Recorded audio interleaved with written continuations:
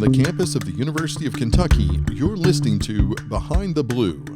I'm Cody Kaiser with UK Strategic Communications. The following episode deals with sensitive subject material involving sexual assault, rape, stalking, and intimate partner violence. Listener discretion is advised. If you or someone you know needs assistance, contact the UK VIP Center at 859-257-3574 or email vipcenter@uky.edu. April is Sexual Assault Awareness and Prevention Month, a time dedicated to education, advocacy, and support for survivors. At the University of Kentucky, the Violence Intervention and Prevention, or VIP Center, serves as a confidential resource for students, faculty, and staff impacted by interpersonal violence, including sexual assault, rape, stalking, and intimate partner violence. The VIP Center provides a welcoming space for survivors, advocates, and anyone seeking to learn more about prevention and intervention. On this episode of Behind the Blue, my colleague Danny Jaffe speaks with two professionals dedicated to supporting survivors and preventing violence on campus as they discuss the work of the VIP Center and the vital role of advocacy in the campus community. Natalie Tate is the victim advocate for the University of Kentucky Police Department's Special Victims Unit, a mental health professional pursuing her MS in family sciences with an emphasis in couple and family therapy. Natalie brings extensive experience in crisis intervention, trauma-informed care, and community engagement. She works closely with survivors, providing support and guidance if and when they choose to navigate the criminal justice system. Natalie also collaborates with the VIP Center to ensure survivors receive holistic care, connecting them with advocacy, counseling, and other essential resources. Lenzi Dodgen works with the VIP Center, where she helps survivors navigate their healing journeys and engages the campus community in education and prevention efforts. With both her bachelor's and master's degrees in social work from UK, Lenzi has devoted her career to advocacy and considers her work at UK a dream job. Together, they discuss the resources available at UK, the importance of trauma-informed care, and how we can all contribute to a safer and more supportive community. If you or someone you know has experienced interpersonal violence, know that help is available. The VIP Center is here to provide confidential support, advocacy, and education. Natalie, Lenzi, thank you for being here. Can you first describe kind of your roles and what your day-to-day work looks like here at UK? Yeah, so I'm Natalie Tate. I am the Special Victims Advocate at the University of Kentucky Police Department, and my role is responding to any cases related to interpersonal violence. We like to have myself, an advocate, reach out first to survivors just so that we have someone to kind of check in on them, see how they're doing, check in on their well-being, create a safety plan if needed, see if they have any basic needs that aren't being met, see if they need any mental health referrals or other support services. And then once we've kind of checked in on the status of their well-being, then I'll check in with them about how they feel going forward from the reporting process. So when a survivor first comes to us, we generate a report, but in most cases, that does not mean that report will automatically be investigated. We want that survivor to know that they are in the driver's seat of that investigation as much as possible. We don't want to go around interviewing people they might not want us to interview, collecting evidence without their permission. So that's why UKPD really tries to have an advocate reach out first. And then if they're ready, we can connect them to a detective so that they can decide on an action plan for how that investigation will take place. The only instances where we are not able to do that is when there's maybe a public safety threat, like if we have identified a serial offender, then UKPD does have a responsibility to the community to carry out that investigation, but we still work with the survivor and make sure they have their basic needs met. What about you, Lenzi? Thanks, Danny. I'm Lenzi Dodgen, and I work at the Violence Intervention and Prevention Center here on campus, otherwise known affectionately as the VIP Center. I play many roles at the VIP Center. Currently, I'm the acting director. I do survivor advocacy, and I also do prevention education there as well.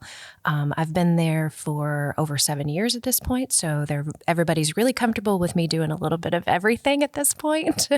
The VIP Center provides free and confidential advocacy and support services to survivors here on campus. Someone can experience any type of interpersonal violence at any point in their life and receive services at the VIP Center. We are very good at making sure that survivors feel like they are supported, believed, cared about. And we make sure that survivors not only have their basic needs met, but help them navigate the academic landscape. When survivors have experience with interpersonal violence, it impacts many facets of their life, academics being one. As you can imagine, trying to perform as a student in the aftermath of trauma or as you're developing as a young emerging adult can be very challenging at times. And what we want for our students to know is that as that process and as that development is occurring, that there is someone absolutely in your corner and ready to help whenever you're ready. We do a variety of other types of advocacy and support services. Legal advocacy, connecting folks to reporting resources if that feels comfortable and productive for that survivor. We help survivors and accompany them through the Title IX complaint process if that's something that they want to do. We also just provide them with on-campus resources in order for them to feel like they can continue their education. We want them to feel like they can. We also support them if they feel like now is not their moment to do that. And then we also provide the campus community with prevention, education, awareness, and outreach through different programs that we have at the VIP Center as well. That's awesome. So I brought both of you here today together. Can you kind of talk about how, you both work in two different units here on campus, but you do similar work. So how do your roles from those two units kind of complement each other? Can you talk a little bit about that? So Lenzi highlighted a really key difference between the advocacy we offer at UKPD and the VIP Center. While the VIP Center is a confidential advocacy center, survivors can go there and share as much or as little of their story as they want to, and a mandatory report does not have to be made except in instances of threat to self, if a survivor is maybe experiencing suicidality, threat to others, homicidal intent, or knowledge of child abuse or neglect. So for most instances, the VIP Center is a confidential source where survivors can go and receive that advocacy without the fear of a report being made. Because I'm housed in the police department, I am a mandatory reporter of certain instances that do occur on campus. So if a survivor knows they do not want to report, or if they are unsure about reporting, we always want to direct them to the VIP Center where they can receive that confidential advocacy. I can, of course, still talk to a survivor or any community member who is just curious about the reporting process, who maybe wants to talk about interpersonal violence in generalities, or maybe they just want to talk about a general safety plan and situational awareness, and I'm still happy to offer that. But I really wanted to highlight that key difference. Outside of that, we still offer fairly similar advocacy. VIP Center offers academic advocacy, as does UKPD. We can offer safety planning around housing if somebody needs to be temporarily or even permanently relocated, be that an on-campus residence hall or work identifying an off-campus safe housing option. And then I am able to go to court with a survivor, be that criminal court through the county or Commonwealth Attorney's Office, or if they are seeking a protective order in civil court, I can walk them through that process, go with them to the courthouse to file for that protective order. If they have a court hearing scheduled, I can attend that hearing with them. So we work really closely together. If the VIP Center has a survivor and they're getting advocacy through VIP, but now that survivor wants a protective order, we try and do a warm handoff where I can continue that legal advocacy piece and take them off campus. I think there's something so beautiful about having a confidential advocate and then a systems advocate in your corner. There's something really, really valuable in that. So when a survivor is navigating processes or navigating, exploring what steps to take, it's really helpful to have people in your corner that listen to you, believe you, support you, and who are 100% team survivor, no judgment based on whatever next steps you want to take, even if you don't want to do anything next. I think it's so wonderful for a survivor to be able to have those people in their corner supporting them so that they can make the most empowered, productive, and safe choices for them moving forward through that process. Natalie and I don't tell survivors what to do. Our goal is to make a proverbial large table in front of a survivor and put all the options on that table for that survivor to be able to choose which pieces and parts are going to be the best next step for them. So I think it's a really cool thing to be able to have an advocate that's internal to the system like Natalie. That's a very complex system. It can be very challenging, not impossible, but challenging to navigate. And then it's good to also have a confidential advocate so that you can feel like you can say the things that you need to say without having to be fearful that there's a report that's going to be made and then it's going to live in documentation somewhere. People get really nervous about that, especially if they haven't chosen to do that themselves first. And our goal is to make sure that we empower survivors, especially after they've had an experience with interpersonal violence. We want them to know that they get to make the choices for themselves. So often the folks that we work with have had that choice stolen from them, and we want to make sure that we are restorative in that way. Survivors get to run the show, drive the bus, be the boss of the conversations, the next steps, how we explore. And I think that that's really important. And I think the more people that we can wrap around that survivor, the better experience that can be. Yeah, that sounds like there's a lot of options and can help give survivors a lot of like autonomy in the process that they choose to go through here. I think I would also add one more thing, that after my years here at UK doing advocacy work, something that was that we wanted to sort of develop in this grassroots sort of way here on campus was a through any door approach, meaning that wherever a survivor shows up, they would receive care, compassion, and support. So having the advocacy piece internal to UKPD means that they're not reliant on a separate advocacy service. It's embedded, and just vice versa, if a person doesn't want to go to UKPD, maybe not yet, or maybe just wants to explore that, or maybe just not at all, they have someone that they can start with on campus that would be able to provide them with that care, compassion, support, and trauma-informed approach to their needs. That sounds like it really can empower survivors to do what they need to do for themselves. I'm going to take a step back from that, and we'll go back to the resources and kind of how students can reach you guys if they need you. But why I want to get to know you each a little more. So what inspired each of you to kind of get into this field, and what makes you passionate about it? I have the same answer to this question every time.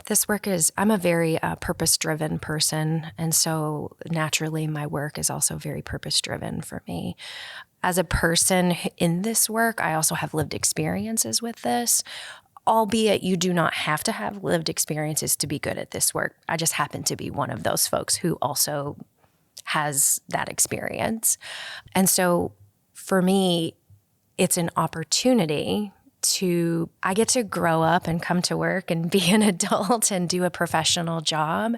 And I get to be the person that I needed most when I was in college, when I was having this experience.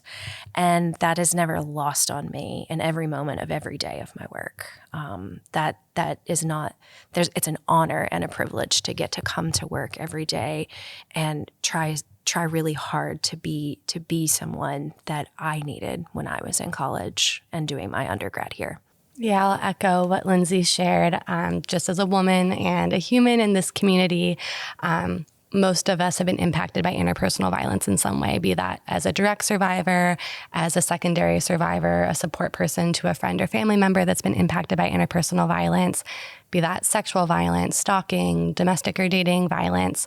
I remember being in college and sitting with my roommates, and all of us had some story to share about interpersonal violence, and it really impacted me.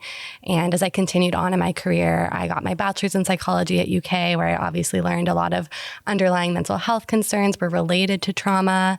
I got very lucky coming outside of college. UK prepared me very well for a career in advocacy. I was able to work for a community rape crisis center doing advocacy in 17 counties. And I really appreciate having those years of experience all across central Kentucky. And I worked fairly closely with law enforcement across that region. And some of them were doing a great job. Some of them were trying their best with limited resources. And I do have to say, some of them I didn't feel served survivors in the way I wanted law enforcement to serve survivors. And when this job opened up at UKPD, I knew the former advocate. And she had nothing but amazing things to say about this police department, the way they care about survivors, the way they want to treat the reports with care, compassion. They want to highlight survivor autonomy. They support survivors every step of the way. The fact that they even have an in-house advocate is huge, especially at a college campus. Most college campuses do not have a dedicated standalone special victims unit. And I'm very honored to get to carry the torch from that past advocate in the special victims unit and continue doing this vital work on campus and work with a law enforcement agency that shares in my philosophy of having that compassion and support for survivors every step of the way. That's great. I just know, kind of being associated with some of this work, that sexual assaults are some of the most underreported crimes that happen on college campuses across the country. So what are kind of some of the barriers to that, and how can students get directly connected to either of you, either through the VIP Center or through UKPD? Yeah, great question. And the statistics and numbers will vary depending on the source you pull from. But I think the latest number I saw was 90% of survivors on college campuses do not report. I think that could even be closer to 95 or 99% because sexual violence as a whole is underreported even on surveys. Maybe somebody doesn't want to identify as a survivor of sexual violence. Maybe they don't have an understanding of consent or healthy relationships yet, and they don't even realize what happened to them could be counted as sexual violence. So underreporting is huge everywhere, but especially on college campuses. And there can be a number of barriers, and each barrier might look different for every survivor. Survivor might have a number of barriers. Maybe they fear that the police or whatever reporting body they are going to, be that Title IX or police, won't believe them, won't take the case seriously. Maybe they fear they don't even have enough evidence, so what's the use in reporting? And I want to remind survivors, it is not your job to investigate this incident. You survived this incident, you can reach out to us if you're curious about reporting, even if you're not sure. You are not wasting our time. I hear that from survivors all the time, worrying that they're wasting our time. We want to hear from you. We're happy to do that investigation. And if for whatever reason it doesn't pan out, maybe there wasn't enough evidence, or maybe what happened was truly a horrendous act, but it doesn't meet a Kentucky state statute of a crime, we still are here to support you, believe you, listen to you, offer you services. So those are a number of barriers. I think being at a university, yes, UK is quite large, but a lot of people are in smaller social circles. So fear of retaliation from the perpetrator, from their social group, fear of retaliation from the university, especially if this person is maybe in a position of some sort of power, either social power or institutional power. Maybe they have had poor experiences with law enforcement in the past, or have ideas of law enforcement from the media and aren't comfortable speaking to someone at a police department. And that's why I think it's so great to have the VIP Center. If they don't feel ready to talk to someone in law enforcement, even a non-sworn advocate, I recognize I'm still housed in the police department. So having the VIP Center can help break down some of those barriers. I don't think I could have said it any better. There's a 1,000 different reasons why someone may not want to do it, and they're all correct. I think what I may add is that the most common way for someone to disclose that they have had a sexual violence experience is something called a delayed disclosure, meaning that there has been some time from the traumatic event that happened and the time that they're ready to use their words to say it out loud. The first time someone says something like that out loud can be really heavy. It makes it very real the first time you say the words out loud. And oftentimes before that, the words or the labels or the language isn't quite either developed, or it's just caught somewhere in the back of your throat somewhere and it can't come out yet. So the delayed disclosure is a really common way for people to be able to come forward and say, something happened to me. And I think that's one of the great things about VIP is that we're here for you when you're ready, or when you feel like you have some words and some language that you're ready to come on out with. And if you're not ready, that's okay too. We'll be there with our porch light on when you are. There's no timeline for us. There's no correct time frame that you're supposed to adhere to. Interesting thing about being a sexual violence survivor is that there's not like a guidebook or a checklist or a class you can take. In 15 weeks, I'll know exactly how to handle this situation. For oftentimes, for sexual violence survivors, we feel like we've been put into a club that we never signed up to be in the first place. We didn't ask for that. And so we're often feeling left with, okay, so now I have to be here, and now I have to figure out this whole thing by myself. I've got to develop my own checklist or my own guidebook. And so the good thing about having advocacy and confidential advocates here on campus is that we can help you develop that on your terms, in your own self-determined way that feels right and productive for you. I would say that delayed disclosures are still the most common type of disclosure. But we've also seen a shift in some timely disclosures too. I'm just here to say that regardless of how that comes out, it's not wrong. It's all correct, right? Because it's on the survivor's terms. That's what makes it productive and correct for them. And I also want to let the community know, even if you haven't been impacted by interpersonal violence yourself, I'm sure you know people, whether or not they've disclosed to you. And if someone does trust you enough, if someone trusts you enough to disclose to you, that response that you have to survivors is vital for their healing journey. And sometimes, we're not all trained on how to respond to disclosures of trauma, be that sexual trauma or another form of trauma. So if anyone has questions about that or wants to know how to support survivors in their life, you're welcome to reach out to our office. We have trainings, we can have conversations. The Sexual Violence Resource Center of the Bluegrass, a nonprofit in the community, also serves secondary survivors. They can call the support line, they can get crisis counseling if they are curious about how to support a survivor in their life. I think that wraparound support is vital. Yes, Lindsay and I can offer support, but often people disclose to their friend, their RA, their professor, their parent, their sibling.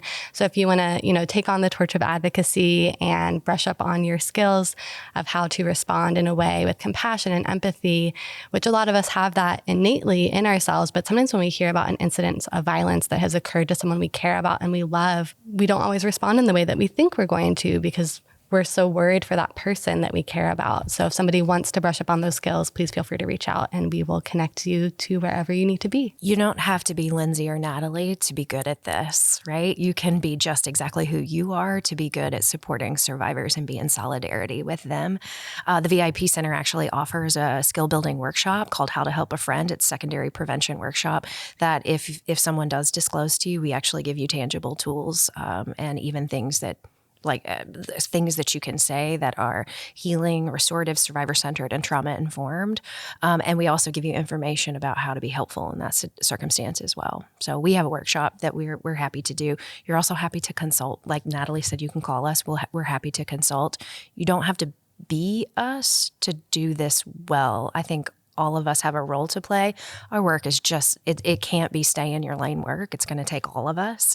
And, you don't have to have the credentialing that Natalie and I have. You don't have to have Natalie said her undergraduate degree is in psychology. Mine is in social work. Education has been incredibly helpful and empowering for me as a person to come to this work. However, you don't have to have that to be good at it. So if there's ever anyone that's interested or has a desire to do that, we're here in addition to having that workshop available as well for folks to be able to hone those skills. That's great. So if a student discloses this, that something happened to them, to another student, I can imagine that the student that was told that might feel scared or unsure. So can they just call you and what actions should they maybe immediately take after that happens if they're feeling unsure? So if the secondary survivor or the person that receives that disclosure is feeling unsure or worried about their friend,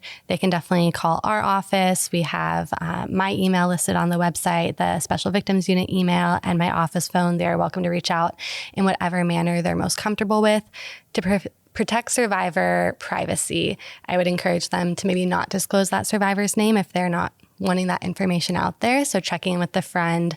If they want the information out there, then they can chat with us. They can even come in together if that survivor is wanting to report.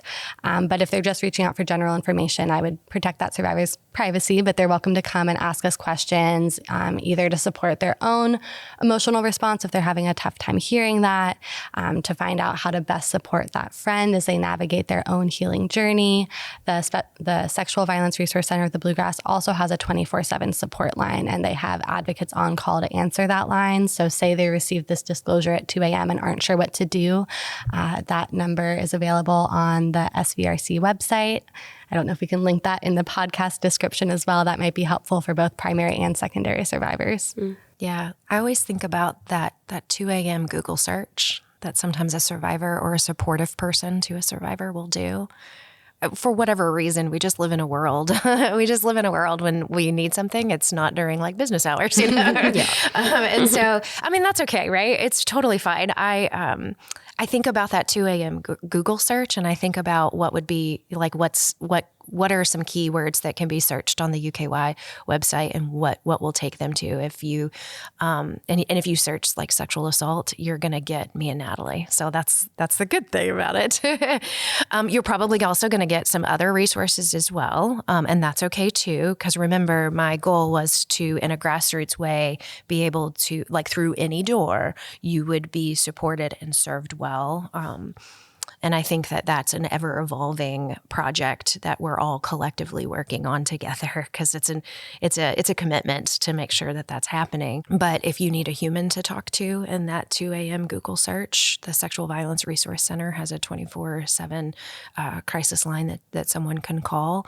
And if you would like some time to pass, right? If you need a little extra time to maybe process before you talk, then like you can go to our website. You can find us on socials. The VIP Center has an Instagram and a TikTok page. You can DM us if you need to. You can email us. You can also call and leave a voicemail if you want to. That any which way feels comfortable for that survivor to reach out, I encourage them to do that so that they can feel like they can get connected right away to a free and confidential survivor advocate here on campus. That's really good to know, and I think that's really helpful for students to know that they can reach out any which way. They don't necessarily have to pick up the phone to call, because I know that can be intimidating. Knowing that they can email you or message you, I think, is really accessible and helpful to students. And for those primary survivors that do know they want to report, they can, of course, call UKPD Dispatch if they're on campus. There's also the Live Safe app. They can use that as well if they're not comfortable picking up the phone and calling. So if they know they want to report, that is a great first step. And the way our agency operates is once that report is received by dispatch, a responding officer is sent out for that initial report. Our responding officers are also trained in how to respond to incidences of interpersonal violence and are trained to allow the survivor to share as much or as little as they want. They will probably just need some basic information to complete the report and send it to our Special Victims Unit. Once that responding officer creates the report, it does get sent to both myself and our SVU investigator, Sergeant Detective Tristan Kidd, and we will kind of consult and come up with a plan of how we're going to do outreach for the survivor. Like I said, typically I will outreach first just to check in on them, but then our investigator will take it from there if the survivor does choose to continue an investigation. So that's how primary survivors can reach out if they would like to make a report. The cool thing about Live Safe too is that there's a way that you can like send a message to UKPD anonymously if you need to. And I think that that's a feature that a lot of people don't know about. And so if you're questioning whether or not like, oh, I feel like I might want to do something, and I'm going to probably get into a little bit of prevention work here, but we have a program called Green Dot. I'm going to briefly say this, where we have the 3 Ds. We have direct, delegate, and distract. And if you are thinking, I do want to delegate this, and I think the police might be the best way to do this, but I don't know about that. I have a lot of questions about that. There's an anonymous feature on there, so you can type a message to UKPD anonymously and send it over, and at least it lives in there. There's probably going to be some corresponding messages back to be like, hey, can you say more about that? But that person also has the choice to not further engage if they don't want to. So I love that anonymous feature so that someone can send a message or ask questions if they want to, without having to say like, here's my name. And, this is going to live on a document somewhere forever and always, like that's something that we can really work around. That remaining anonymous can be an option if we wanted to do that. May change the response, but you're still going to get a response from that. So that's a good thing. I wanted to highlight that one little feature, that one little piece. That's good to know. You talk a little bit about, Natalie, about the court process and how you would take a survivor through the court process and help them with that if that's the route they choose to go through. And I'm sure that can feel really intimidating and that survivors may not feel like they want to necessarily take the emotional and mental effort to go through that process. How does that process kind of look, and how do you make that easier for students who want to go through that? Yeah, of course. We try and ease the burden of that process as much as we can by having myself, the advocate, present at the very beginning of that report and investigation. So I am there to talk to a survivor, to review what the criminal justice process could look like. We can go over a criminal justice flow chart of this is how a case moves through court in Fayette County. Obviously, Sergeant Detective Kidd will do his investigation, and based on that investigation, we'll decide what charges to bring forth to the county or Commonwealth attorney, depending on if it is a misdemeanor or a felony offense. Once it gets to their office, if they accept the charges, I can do a warm handoff with the county and Commonwealth attorney advocates because their office has their own advocates. And that does not mean that my job ends there. We work very closely together with the county and Commonwealth attorney advocates. They still let me sit with the survivor in that courtroom if the survivor would like. The survivor can bring other support people with them if that helps them feel just the teeniest bit more confident entering that courtroom. We want to do what we can to support them as much as possible. The one caveat being if a support person is a witness, they can't be present for certain pieces of the court process, but they do have rooms or waiting rooms that those support people can still wait in. So you know that they're still in the building with you while going through that. And I have to be honest, the court process can be lengthy. Not always, but a lot of our cases can take a year, 2 years. It just depends on what other cases are on the docket, how long it takes to sift through evidence, to create a jury panel. And it can be a difficult process, a survivor having to testify in front of other people, being cross-examined by a defense attorney. It can be difficult. And like we've said before, it's okay if that feels like a hurdle they don't want to cross and isn't a part of their healing process. But if it is, we want to support them as much as we can, even though we know it will likely be difficult. And that's just related to the criminal court process. So survivors in Fayette County, for certain instances, do have a right to seek a protective order in civil court. They can go to the courthouse anytime, 24/7, to file for that protective order, to request an order of protection from a judge. A judge is on call to review those orders anytime, day or night. Sometimes it can take them, an hour to review that, or sometimes a little bit longer, but they'll typically ask the survivor to stay in that courtroom with either Fayette County Sheriff or a Fayette County advocate if they're on call. If it's during business hours, Monday to Friday, I can also go with them and sit with them during that waiting period. And after a judge reviews that protective order request, there's 3 different outcomes. The judge might approve what we call an emergency order of protection. So that protective order goes in place immediately before it is even heard in court. That protective order might be denied entirely, so there won't be a court date set, but the judge will remind the survivor if more evidence comes forward or if there's another incident, you can always come back and refile, and I'm happy to review that. The other option that could occur is the judge says, I want to hear more about this. I'm going to set a court date, but I don't have enough information to put an emergency order in place just yet. So if a survivor does get a court date, either with that emergency order of protection or without, they will go to court. That first court date can be a little bit overwhelming because it is an open docket. every domestic violence, stalking, sexual assault case where the survivor, called a petitioner in the protective order process, is there while the judge reads through their cases.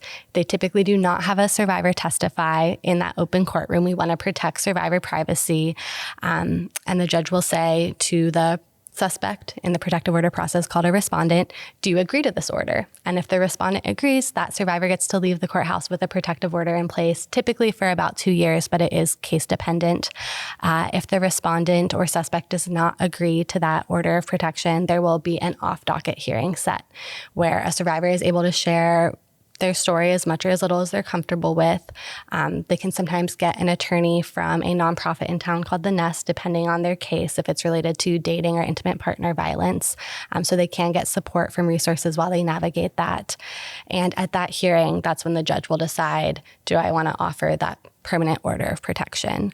And, sometimes survivors don't get it, and that is really hard. We still will safety plan with them. If they don't get that protective order, that can sometimes be even more important to come up with their own individualized safety plan if they don't get an order. If they do get an order, it's still important to safety plan. Plenty of respondents respect that order and don't continue reaching out or don't show up at the survivor's dorm or apartment. If they have an order and that respondent does show up, the survivor can call 911 and that person can be arrested for violating the order of protection. But we also know a protective order, even though it is a court order, is still a piece of paper. And some respondents and suspects don't always respect that. So we still want a safety plan and make sure the survivor has resources.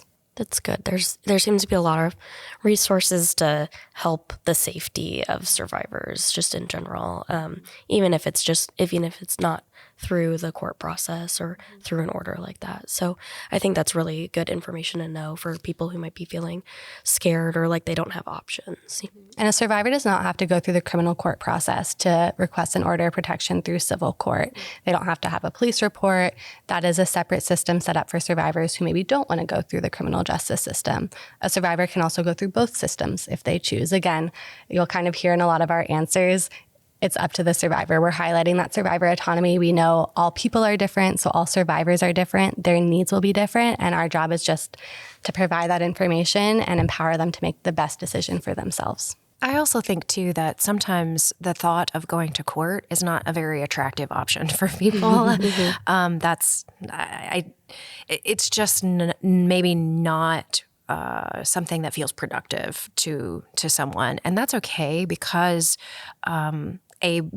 first and foremost, it's okay because it's your life. You get to make the decisions and what feels right for you. Another option that we have here at the university, if you're not interested in pursuing something in court, reasonably so, we can look at and exploring like a no contact order here on campus if we're eligible for that. So those are issued through a different office here on campus, but I can help with that at VIP. I can help you, walk you through the process. I can accompany you to the meeting. I can help you ask for and self-advocate for the things that you need to feel safe on campus and in the community as well. So if someone is not interested in going to court and does not want to have any kind of contact with another person, due to interpersonal violence, we have an alternative available, a no contact order here on campus that can be issued. And those are enforceable by the university as well. So that's something that sometimes can feel like an attractive option for some survivors who say, I'm not sure I'm ready to be in a courtroom with the person who harmed me, which, again, very reasonable.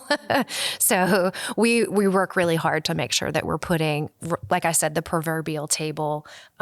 We expand that and make sure that the options are out there and that survivors feel like they can a la carte, like pick what they need and what they want from that to make sure that they can go on with their life and feel self-determined and have agency in that.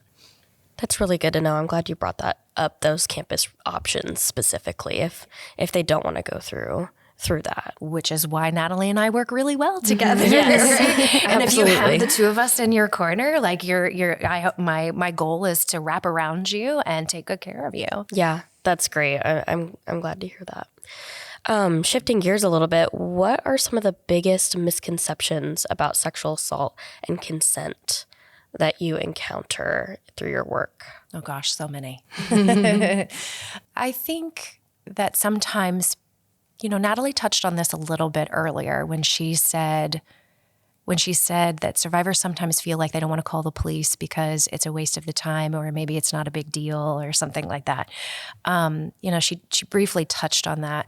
I would say some myths are that sometimes people feel like, I don't know if what happened to me is a big deal or meets this sort of criteria or is bad enough to be able to call it or to label it as a sexual assault or sexual violence. And I get that. Like, the word violence is pretty heavy. We kind of have like a definition. Maybe some of us have an image in our head about what that looks like. But I think that's part of the mythology of it. We sort of have this definition and this picture in our head, and some of it does get shaped by like laws and sort of our legal theory about like, this is what legally constitutes as sexual assault, rape. And I think that in our office, we have maybe a little more flexible definition about what that looks like and what that experience is actually like. And so, having that rigid legal definition of like the only thing that counts is this specific thing. I think when folks realize that can actually be more flexible, survivors definitely feel a lot more validated, and people who support survivors definitely feel like, I feel a lot more empowered to be helpful and stand in solidarity. And I think that maybe what I want to do is say that any unwanted sexual contact is not okay, right? Any unwanted sexual contact is not okay. And I would love to create a culture here at UK where any unwanted sexual contact is intolerable, where we have individuals and collectively as a group here socially constructed a culture here on campus where that type of behavior and those choices just are not tolerable in any way. When we see it, we call it out. And when we see it, we intervene in some sort of safe and productive way to keep each other safe and to keep ourselves safe. Yeah, that's so important. Thank you for sharing that, Lindsay. And I think when we're talking about unwanted sexual contact, it's really important to review what consent actually looks like. Consent should be affirmative, it should be freely given, and it should be enthusiastic. Someone should not be dreading saying yes to some type of sexual contact with an intimate partner. Someone saying no 50 times and their partner wearing them down until they, in heavy quotation marks, you can't see my hands right now, they're saying yes.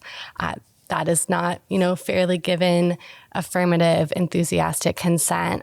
Somebody who is so inebriated that they are falling over is not in a state of mind where they're able to consent. That is a time where you want to make sure that person gets home safely. It is not a time to engage in sexual contact. You can engage in that in another time if they give you consent when they're of sound mind. So I think it's really important to fully understand what consent looks like. Someone inviting you to their dorm room to watch a movie, or when you're leaving the bar, that is not consent for sexual contact unless they tell you, yes, I would like to engage in sexual contact. And maybe they don't use those words exactly, but you can tell they're consenting in an affirmative, freely given manner. Threatening someone until they say yes, assuming that because somebody kissed you at a party or kissed you in their dorm room, that they're consenting to sex. That is not the case. So ensuring that the intimate partner that you are engaging with is consenting to the behaviors that you are also wanting to engage with. Absolutely. So consent is, like Natalie said, affirmative, ongoing, mutually understood. So ongoing means that, like, hey, if someone wants to engage in sexual activity on Tuesday, that doesn't automatically mean on Thursday they also want to engage on sexual activity. So if each time that we engage in any kind of sexual activity, we want to make sure that our partner or partners are okay with that. That's consent. The other piece to consent is knowing how to receive another person's consent or non-consent, right? So consent is something that we practice often that we learn. We actually learn consent when we're young.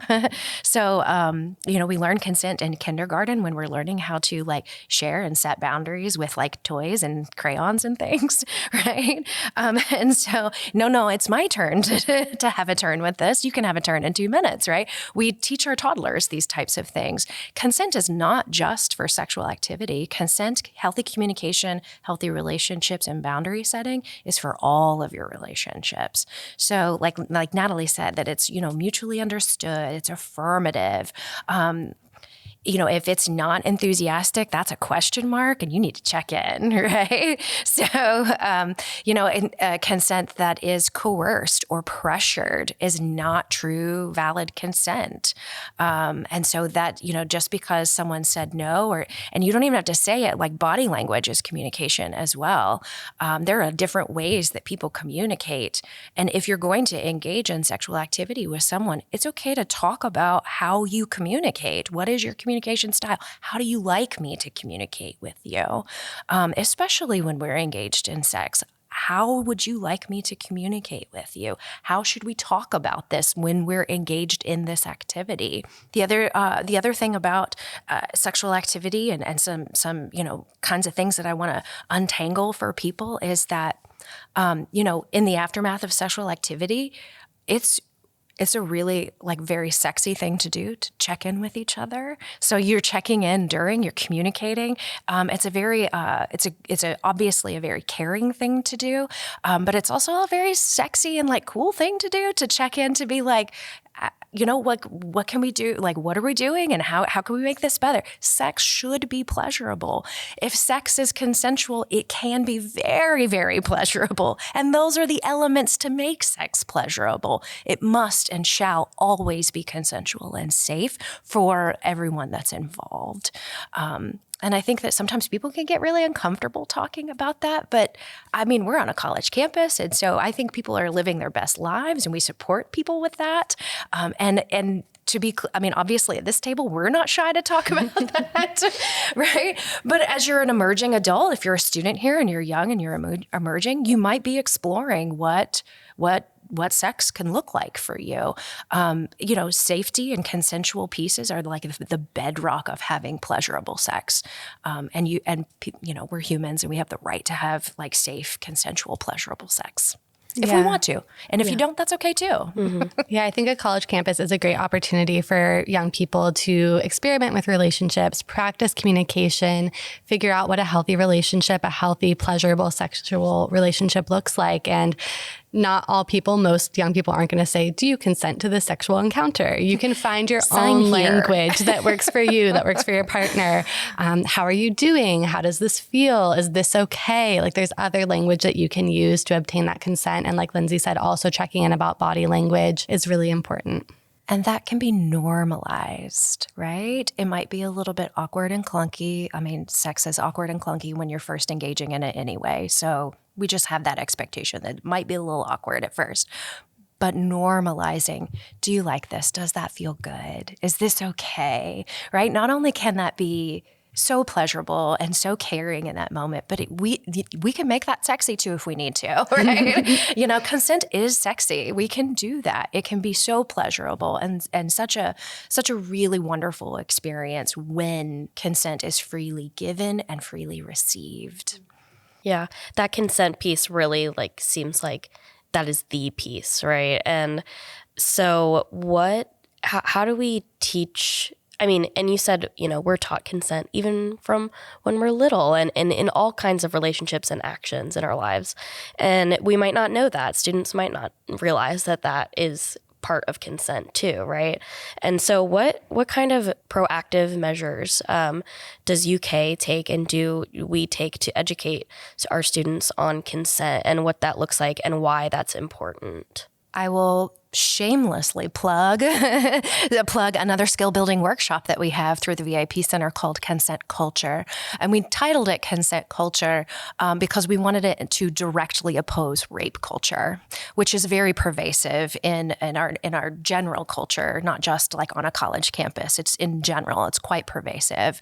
No one's impervious to the impact of rape culture. So we developed Consent Culture, which is a skill building workshop for folks to be able to help them understand how to define consent, how to get it, how to give it, how to use it, and how to use it not just for sexual activity, which is also very crucial and very important to do, but how to get it and how to use it in all of your relationships to foster health and safety in those relationships, right? It's relationships, we're human beings, so relationships can be complex and difficult. They can all look different.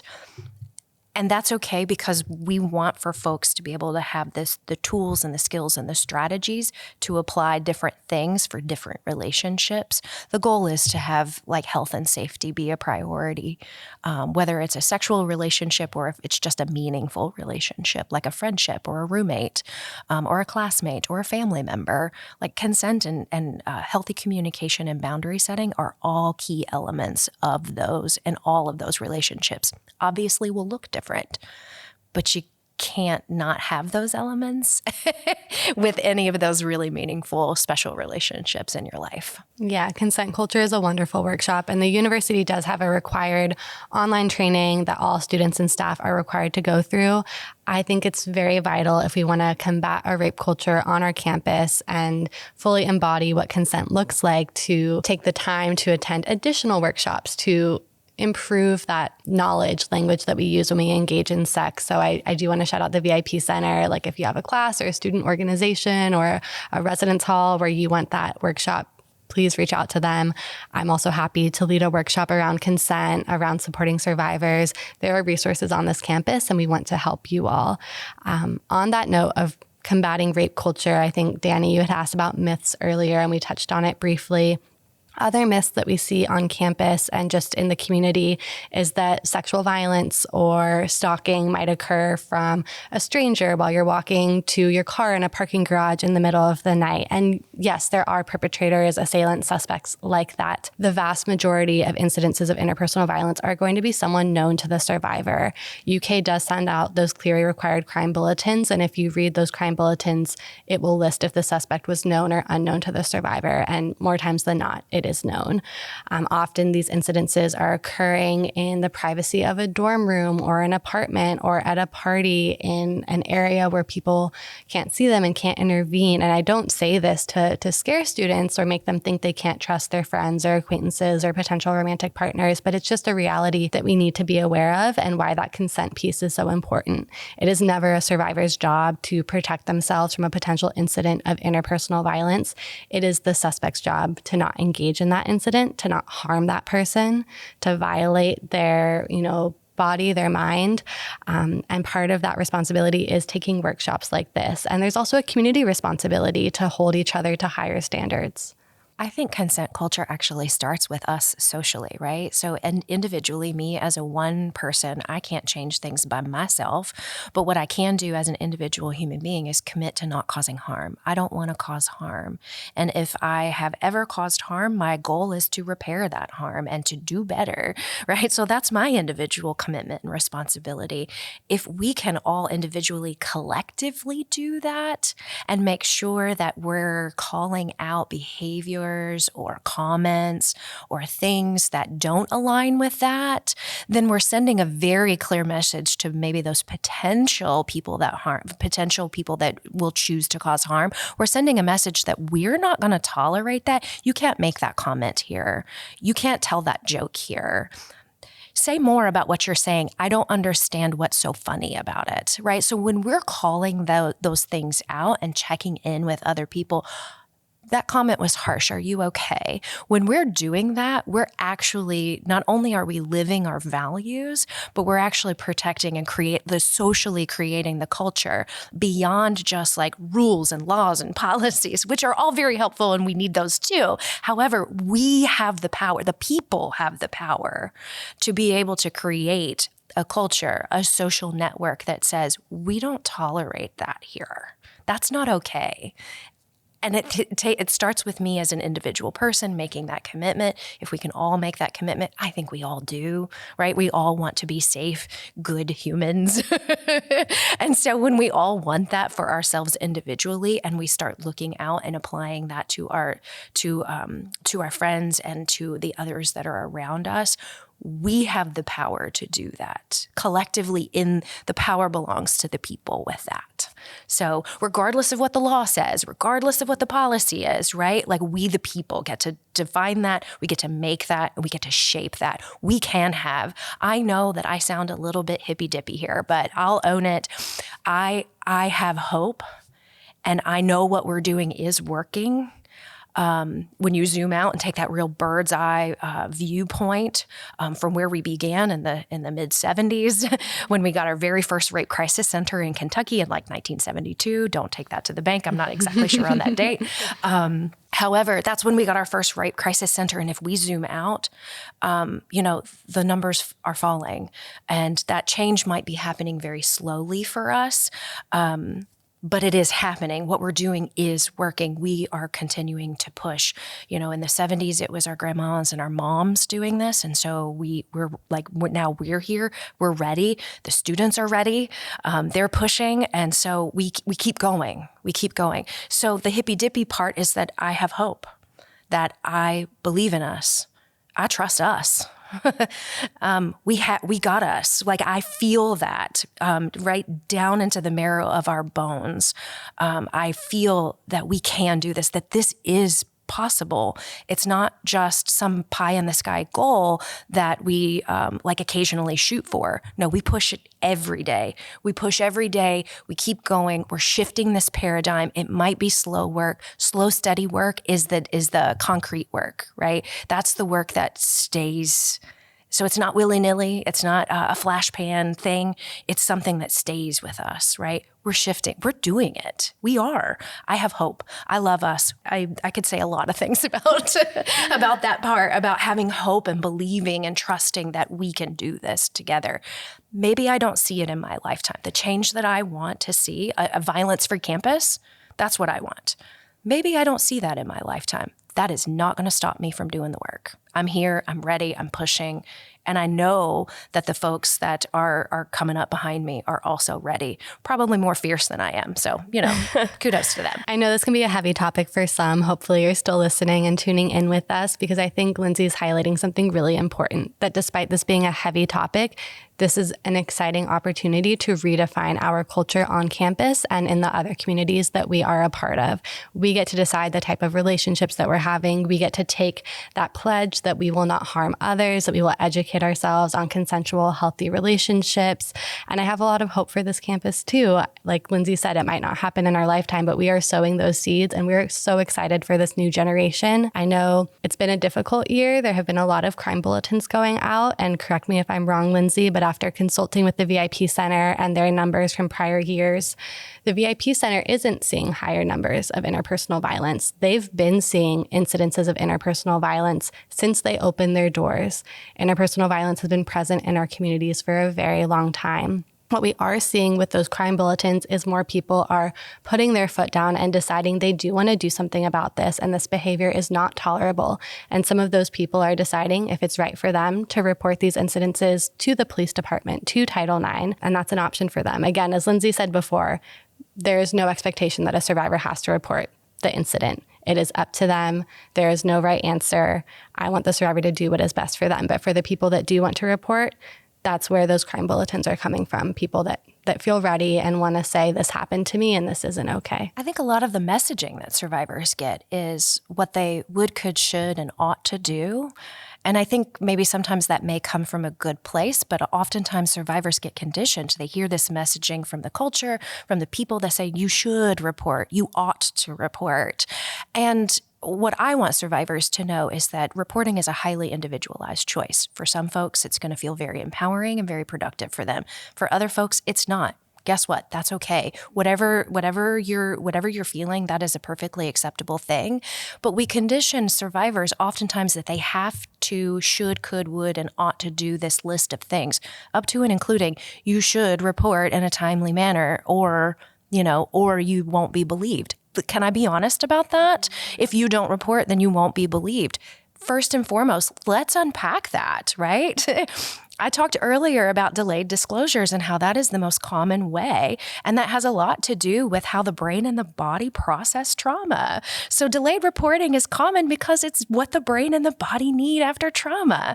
So reporting is, again, highly individualized. We oftentimes send the wrong message to survivors. You should report. You should do what's right for you. Let's clear that up. Let's correct that statement right there. You should do what's right, safe, and productive for you. Whatever prioritizes your health, safety, and well-being is what is best for you.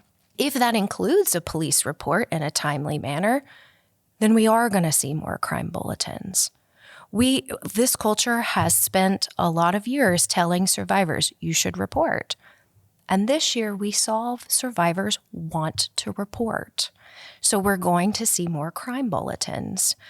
I know that the crime bulletins set people on edge. They're very uncomfortable. It puts it right in our face, and it makes us feel like, oh no, things are so unsafe out there. That's not the wrong response to these crime bulletins. In fact, whatever feeling you feel when you look at those crime bulletins is correct. You should feel something about that. I know I have feelings about them. I know that I feel every time that I see one like, oh no, one more person has been harmed because someone made a choice to hurt another person. And that's never going to be okay with me. That's never going to sit right with me. I'm always going to have feelings about that. So if people are having feelings about seeing the crime bulletin, that's right. Good. Let's talk about it. Let's do something. Let's all collectively recommit to what our values are. That we don't like this, we don't want this, and this is not who we want to be, right? So that's an opportunity for us.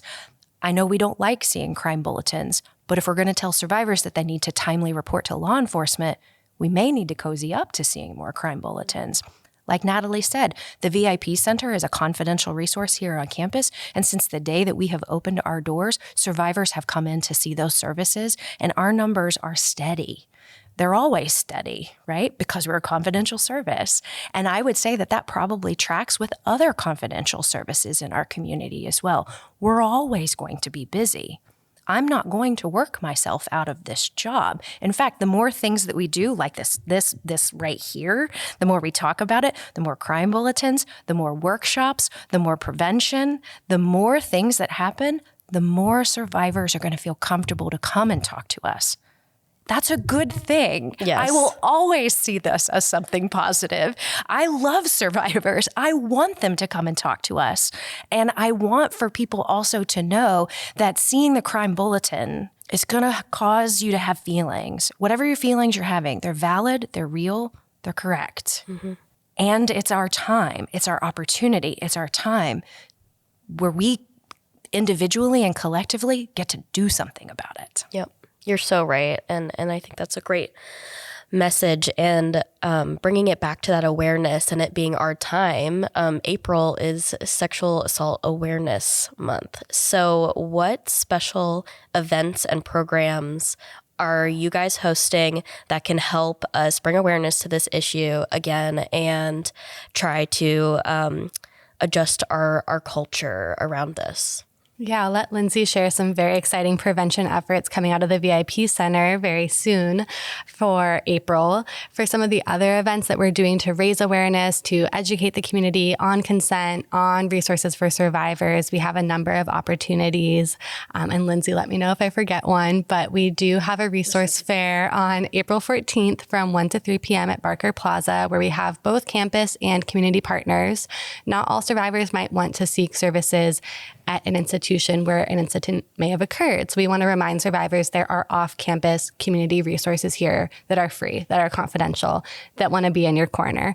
So we have both campus and community partners there to talk about sexual violence, to talk about their services. Maybe if you're wanting to get in a career related to advocacy or legal aid or criminal justice, there are volunteer and internship opportunities for students that these organizations want to talk to you about. We have a cookie and consent table, so we'll have refreshments, we'll have swag, we'll have lots of goodies for students and anyone else in the community that wants to come to that resource fair. We have a self-care workshop at LGBTQ Resources Center from 3 to 4:30 p.m. They're located at room A250 in the Student Center in the Dinkelmoss Suite. I know the students are putting together a very exciting awareness event for Denim Day. International Denim Day is the last Wednesday in April, and they are kicking off Denim Day with a denim fashion show on Saturday, the 26th from 5 to 7 p.m. at Base 110 downtown. If you follow It's On Us, the student-led chapter that is promoting, the end to sexual violence, consent education, healthy relationships, if you follow them on socials and go to their event pages, they'll have all the event details, but we're very excited for that event. And if you're not familiar with Denim Day, it came about after an Italian Supreme Court case in the 90s where a survivor did go through the criminal justice process. Their perpetrator was found guilty, and then the Supreme Court reversed that decision because her denim jeans were too tight and she could not have possibly been assaulted without assisting her perpetrator in removing her jeans. So they overturned that guilty verdict. And of course, women, other community members, men rose up when they heard that, infuriated, and said, we're going to wear denim on the last Wednesday in April to remind survivors nothing that you wear, nothing that you do invited sexual violence. Like, we hear you, we believe you, we support you. So we're very excited for the Denim Day fashion shoot on that Saturday, the 26th. Great. That's awesome. The VIP Center and UKPD, the It's On Us group, will have a table in the Student Center on April 30th from 11 to 1. We'll have a photo booth, so wear your denim. If you don't have denim, I'll have little things for you to have, little denim jean pockets and pens for folks to have. Wherever you are on your journey of, hey, I want to help, hey, I want to be part of the solution, wherever you are, we've got a spot for you. Nice. We're ready. That's awesome. And I will also very quickly, in addition to everything that Natalie just mentioned for April being Sexual Assault Awareness and Prevention Month, the VIP Center is going to kick off the month on April 1st and April 2nd with a Green Dot student workshop. Green Dot is our active bystander workshop, skill building workshop again. It gives you the tools and the strategies to be able to intervene safely. When you see something, you do something. We utilize the 3 Ds, direct, distract, and delegate, in order to help people figure out, make an assessment and figure out what type of intervention is going to be safe and productive in that moment. We have scenarios that they can work through. We also talk through what the barriers are to intervening. So that's a workshop that we're going to be doing on April 1st at 5 p.m. in the Boone Center. We're going to have free pizza. Our power office on campus and the Learning Bar is going to provide free mocktails. So that's going to be a really fun event, pizza, mocktails, and learn how to be a bystander on April 1st. On April 2nd, we've got another opportunity for students to get Green Dot trained, and that's going to be at 11:30 in the Gatton Student Center in the Executive Suite on the 3rd floor, room 375. Students can register for either one of those on our BB Involved. The link is up and live and ready to go. And for April 2nd, during the day, we will have snacks for folks because it's during lunchtime. So we'll have snacks for folks that want to come by, learn the 3 Ds, and figure out how to be a good active bystander, how to be a green dot on this campus, and how we can all collectively commit to creating a culture of safety here. So those are the 2 things that we're kicking off right off the bat. Put the P in this Sexual Assault Awareness and Prevention Month. And then throughout the month, we also have additional events that Natalie has just talked about. If you're interested in, obviously, if you're listening, you may not be able to write these things down. Please follow us on social media, on Instagram and on TikTok. I will be posting about these events and different things. So if you want to swing through, please do. Friday, April 18th is Wake Up Lex, and Wake Up Lex is a community-wide initiative. Again, VIP, UKPD, Natalie and myself, we will be at the Gatton Student Center Starbucks atrium with free coffee. it's time to wake up, Lex. Come wake up with us, have a free cup of coffee, and maybe get some inspiration about how we are all going to recommit ourselves to keeping our campus safer. So we have some really, sexual violence is not a fun topic to talk about. However, fun, joy, humor, they can't take those things from us. And we will create them in every corner of the world and make something beautiful. That's great. So please feel welcome to swing through. What advice do you have for survivors who may still be struggling but aren't really sure where to turn for help? Yeah, I think we'll echo a lot of our earlier answers that there is no one right avenue for support.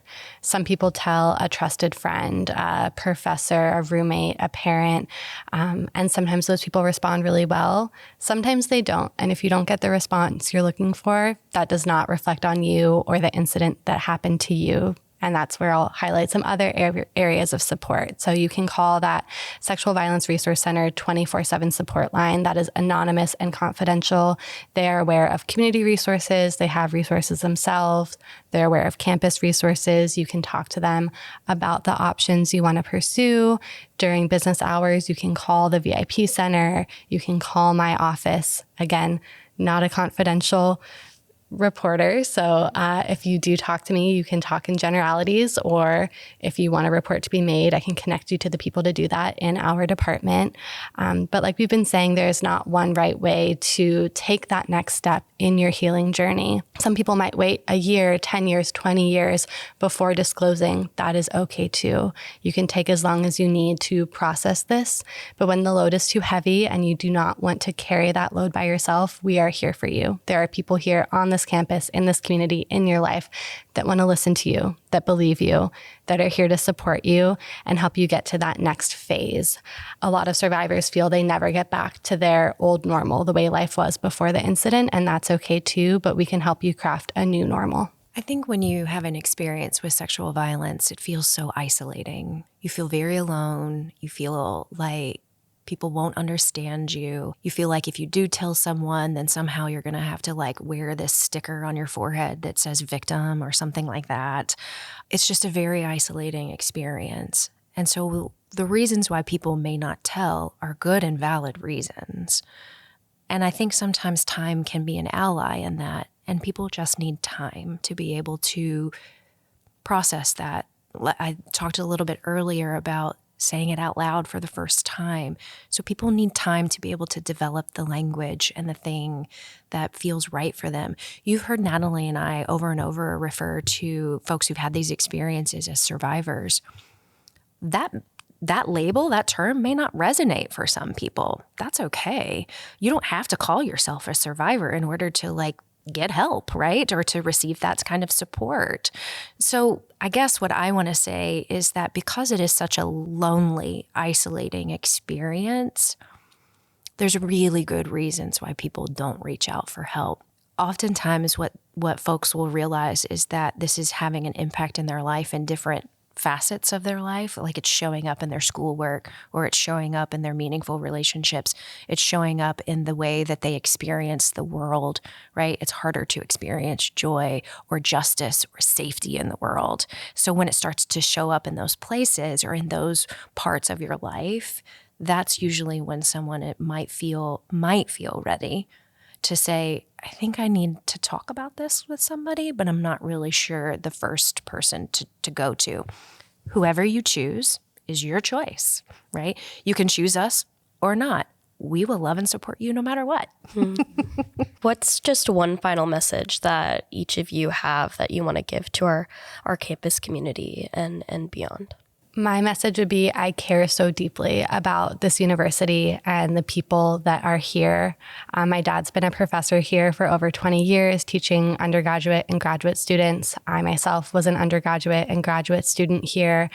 I know the people here are wonderful and deserve safety. They deserve healthy relationships. And it's so important for me to be able to do my part to help support people on campus, whether they identify as survivors or not, if they want to learn how to be their own best advocate for the people in their lives. I'm here for whatever someone might need. If they have questions, if they're not sure what step they or a loved one wants to take, I'm here.